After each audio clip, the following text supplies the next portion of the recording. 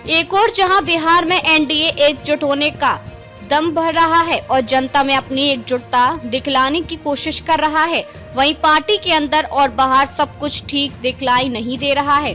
भाजपा व जदयू के नेता अलग अलग विधानसभा में जाकर बिना सीट बंटवारे के अपने चहेते उम्मीदवारों की घोषणा कर रहे हैं। वहीं इसका खुलकर विरोध भी सामना कर रहा है। पिछले दिनों जहां जदयू के वरिष्ठ मंत्री अशोक चौधरी ने केसरिया सीट से वर्तमान विधायक शालिनी मिश्रा को केसरिया सीट से पार्टी का उम्मीदवार घोषित कर दिया, वहीं उसके जवाब में भाजपा ने मोतिहारी सीट से अपने वर्तमान विधायक सह पूर्व मंत्री प्रमोद कुमार के नाम पर स्वास्थ्य मंत्री मंगल पांडे व राधा मोहन सिंह ने मोहर लगा दी और उन्हें यहां से अपना अगला उम्मीदवार भी घोषित कर दिया, जिसके बाद से जदयू ने एक बार फिर अपना बगावती तेवर दिखलाया और अपने पूर्व युवा अध्यक्ष सह पटना विश्वविद्यालय के पूर्व अध्यक्ष सह राष्ट्रीय कार्यकारिणी के सदस्य दिव्यांशु भारद्वाज को मैदान में लाकर खड़ा कर दिया है।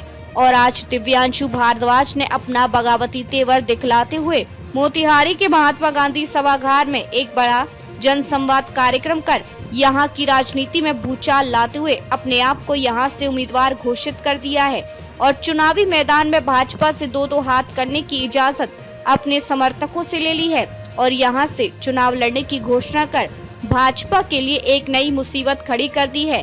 देखिए मोतिहारी से आई इन तस्वीरों को।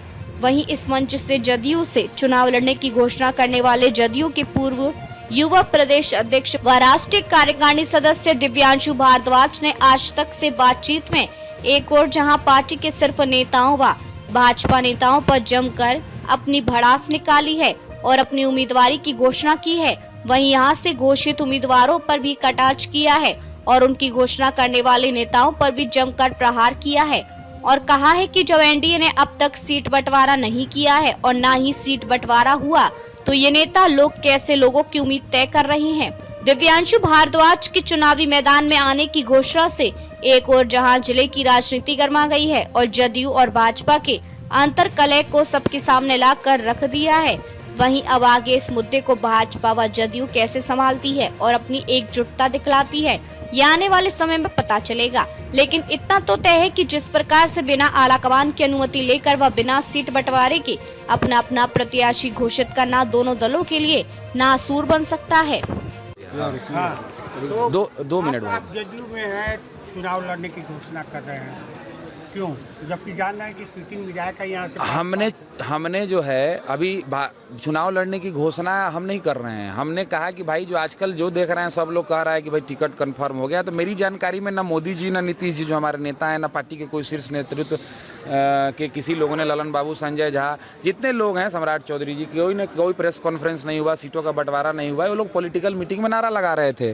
तो अगर हो गया है तब उस पर हम जवाब दें, हुआ है क्या? अभी तो नहीं हुआ है उसको ऑफिशियल घोषणा, तो अब होगा, उस समय देखा जाएगा। हम लोग बिल्कुल चुनाव लड़ने की इच्छा है, काम कर रहे हैं, बूथ कमेटी हमारा बना हुआ है, लोगों का स्नेह है, प्यार है, इच्छा है और पूरे तरीके से पार्टी के प्लेटफॉर्म पर ये सब बात हम लोग रखेंगे। आने वाले समय में रखा भी है, पार्टी जो निर्णय लेगी उसके बाद आगे का हम लोग देखेंगे कैसे क्या करना। तेवर नहीं माना जाए कि आप कोई बागी नहीं, हम लोग देखिए मोदी जी नीतीश जी है ना ऊपर में वहाँ, तो मोदी जी और नीतीश जी के ओबीडियंट कार्यकर्ता हैं। मोदी जी और नीतीश जी कहते हैं क्या कि भाई आप घूमिए मत, काम मत करिए। एक विधानसभा और एक लोकसभा में कई लोग तैयारी नहीं करते हैं, क्या करते हैं? वैसे हम भी अपना काम कर रहे हैं, हम सामाजिक वर्कर हैं, हम तैयारी नहीं करेंगे तो क्या करेंगे? अगर 15 वर्ष से दूसरा कोई रोजी रोजगार धंधा ठेकेदारी नहीं किया है, यही काम किया है, तो हम लोगों के बीच में नहीं जाए, चुनाव की तैयारी नहीं करें तो और हम क्या करेंगे? तो हम वो काम कर रहे हैं, लोगों के बीच में जा रहे हैं, मोदी जी और नीतीश जी को मजबूत कर रहे हैं। मतलब कि स्थानीय विधायक से कुछ आपको क्या है? हम स्थानीय विधायक या किसी भी से खुश नहीं है कि क्या है? अब स्थानीय विधायक ने क्या किया ये जनता तय करेगी। अभी वो पार्टी में है, यहाँ के सम्मानित विधायक हैं, हमको मेरा उनके ऊपर बोलना जो है अभी उचित नहीं है। अच्छा ये बताइए कि यहाँ का क्या समस्या को लेकर क्षेत्र में जा रहे हैं? यहाँ समस्या जो है हम लोगों की, अभी तो पब्लिक मीटिंग में हमने पूछा राशन क्यों कट के मिलता है। भाई जब नीतीश जी मोदी जी ने नोटिफिकेशन दिया है कि पूरा ना राशन मिला है, क्यों काटा जाता है? कौन काट रहा है? ब्लॉक और मंडल में भ्रष्टाचार हम तो नहीं कर रहे हैं, लोगों ने बीच में कहा कि भाई है, तो क्यों हो रहा है भ्रष्टाचार? उसको ठीक करने का हमने उपाय बताया। यहाँ का केंद्रीय विद्यालय क्यों नहीं अभी तक उसको भवन मिल पाया? आयुर्वेदिक कॉलेज मोतिहारी का क्यों नहीं 25 साल से मोतिहारी में, जितने वर्ष है, हमको एक्यूरेट समय नहीं है, कई दशकों से बंद है, क्यों बंद है? कितने आयुर्वेदिक अधिक डॉक्टर यहाँ से निकलते मोतिहारी से पढ़ के। विश्वविद्यालय केंद्रीय जो पास हुआ नीतीश जी के ज़बरदस्ती से, कपिल सिब्बल जी से अड़ के उन्होंने विश्वविद्यालय पास कराया, गया का बन के खड़ा हो गया। यहाँ क्यों नहीं अभी तक बन पाया है? प्रतिनिधि को उसके लिए लड़ाई लड़नी चाहिए। मुख्यमंत्री की घोषणा करने के, मुख्यमंत्री जी जब घोषणा कर दिए तो लग के उसको करके कराना चाहिए। तो इन सब चीज़ों पर हम लोग का आने वाले समय में अगर मौका मिलेगा तो इन सब चीज़ों पर हम लोग खुश है कि नहीं इनके कार्यकाल पर सुविधाएं? कि ये हमारे दिव्यांशु के खुश होने से नहीं, मतलब लोकतंत्र है भैया, यहाँ ज़्यादा लोग जिसके तरफ है। अब वो अगर वो विधायक हैं और हम चुनाव लड़ने की तैयारी कर रहे हैं,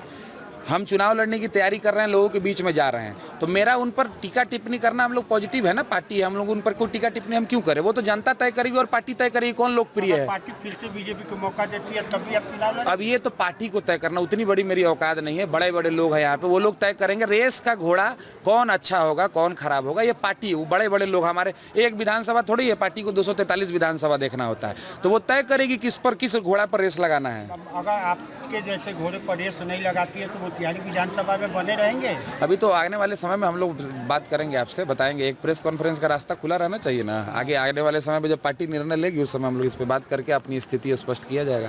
अभी हम लोग पार्टी में हैं, पूरी तरीके से पार्टी में हैं। अंतिम सवाल है, एक भी जदयू के बड़े नेता जिला स्तरीय प्रदेश स्तरीय आपके कार्यक्रम में नहीं तो हम लोगों ने ये अपना जन संवाद कार्यक्रम किया था ना, इसमें हम लोगों ने पॉलिटिकल मीटिंग देखे थे, स्टेज पर कुर्सी था, हमने सम्मान कराया। यहाँ पे हम लोगों ने एक संवाद कार्यक्रम किया था, लोगों से बातचीत करने का।